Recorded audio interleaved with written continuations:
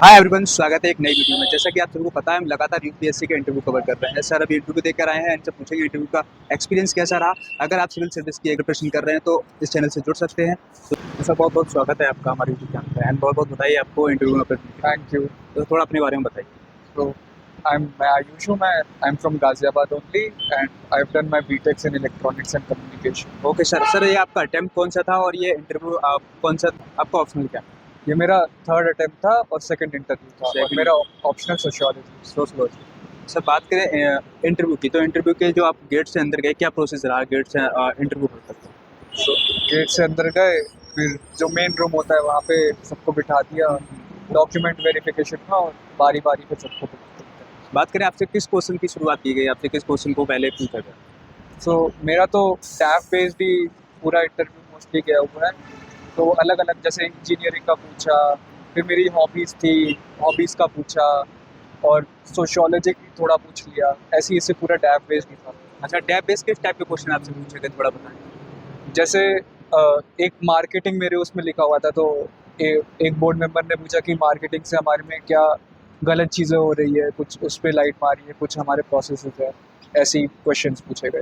और टैब से किस टाइप के क्वेश्चन लिए गए, होम टाउन से या फिर हॉबी वगैरह से? नहीं, होम टाउन से तो नहीं पूछे और हॉबी पे भी नहीं गए, बट हाँ, जैसे इंजीनियरिंग से पूछे मैंने इलेक्ट्रॉनिक्स एंड कम्युनिकेशन में करे है, तो इलेक्ट्रॉनिक्स का पूछा, फिर डिफेंस का पूछा मुझसे। मैं ऑलरेडी सर्विंग। हाँ, सर्विस है तो सर्विस से किस टाइप के क्वेश्चन आपसे पूछे, क्योंकि तो- बहुत सारे हमारे जो कैंडिडेट हैं सर्विस में होंगे, वो एक आइडिया लगा पाएंगे। तो सर्विस से डायरेक्ट क्वेश्चंस नहीं पूछे जाते हैं, बट इनडायरेक्ट पूछे जाते हैं। जैसे अगर मेरा डिफेंस है, तो क्या डिफेंस में आजकल चीज़ें हो रही है, या फिर किस चीज़ से खतरा है, ये सब पूछा गया है साथ। Okay okay.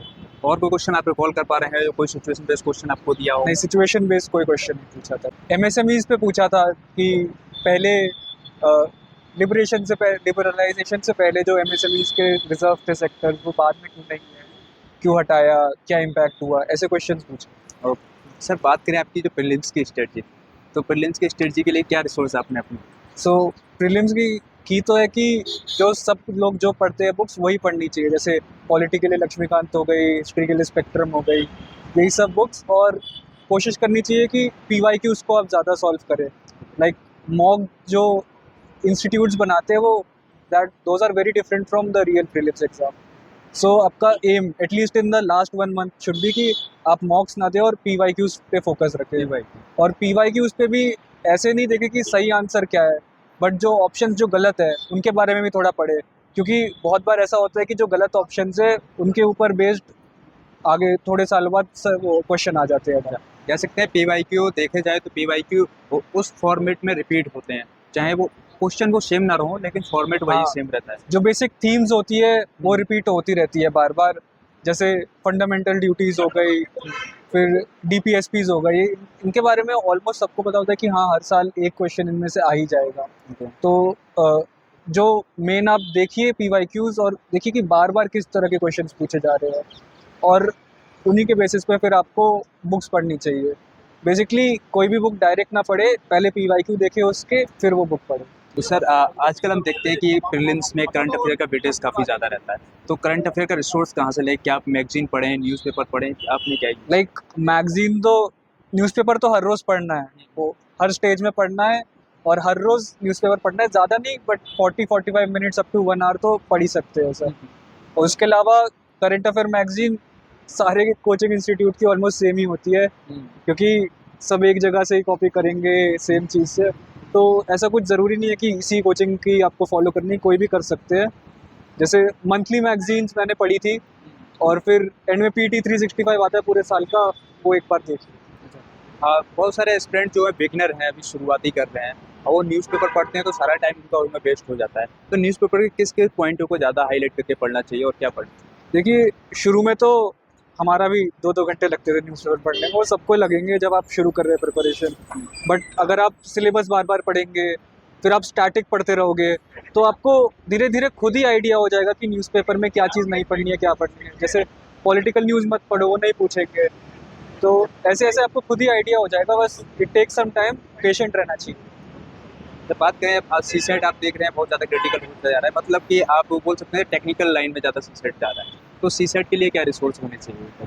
देखिए CSAT में एक मैथ्स और इंग्लिश सेक्शन होता है, तो इंग्लिश सेक्शन का तो कोई श्योर नहीं हो सकता कि क्या आंसर होगा, क्योंकि कोचिंग की कीज़ में भी आता है, बट मैथ्स का आप श्योर हो सकते हो कि हाँ यही आंसर होगा। तो मैं तो यही एडवाइस करूँगा कि आपको मैथ्स तो करनी ही करनी चाहिए। आप सभी के लिए छोटी सी इन्फॉर्मेशन मैं लेकर आया हूँ यूपीएससी सीसेट के लिए। ये काफ़ी स्पेशल बुक मैं आपके लेकर आया हूँ जो कि मधुकर कोटबिसर की है, और नया एडिशन जो भी ऐड हुआ है जो कि हैंड राइटिंग बुक है। टोटल जो सीसेट की बुक है पूरा हैंड राइटिंग बुक है और मधुकर कोटबिसर की बुक है। ये काफ़ी अच्छी बुक है। अगर आप इसको परचेज करना चाहते हो मैं लिंक डिस्क्रिप्शन में दे दूँगा, वहाँ जाइए इसको परचेज कीजिए और मेरा कूपन कोड यूज़ कीजिए SS100, जिससे आपको मिलेगा 10% का डिस्काउंट। तो बने रहिए वीडियो में। ओके सर, बात करें आपकी मेंस की स्ट्रेटजी को लेकर, तो मेंस की स्ट्रेटजी आपके क्या क्या रिसोर्स आपने यूज़ किया? सो मेंस के लिए तो जो बेसिक बुक्स है वही करी, साथ में करंट अफेयर्स के लिए उनका मेंस का भी डॉक्यूमेंट आता ही है, एक्सेल मेंस 365। उसमें से पूरा नहीं पढ़ना, बट क्या क्या स्कीम्स आई है, पॉलिसीज़ नहीं आई है या कुछ मेजर हैपनिंग हुआ है तो वो पढ़ो। पूरा नहीं पढ़ने की ज़रूरत होती है उसको, और अपने ऑप्शनल पे ज़रूर ध्यान देना है। फिर answer writing practice is a must, क्योंकि अगर आप डायरेक्ट एग्ज़ाम लिखने जाओगे ये सोच से कि मैं टाइम पे ख़त्म कर दूंगा, नहीं हो पाएगा।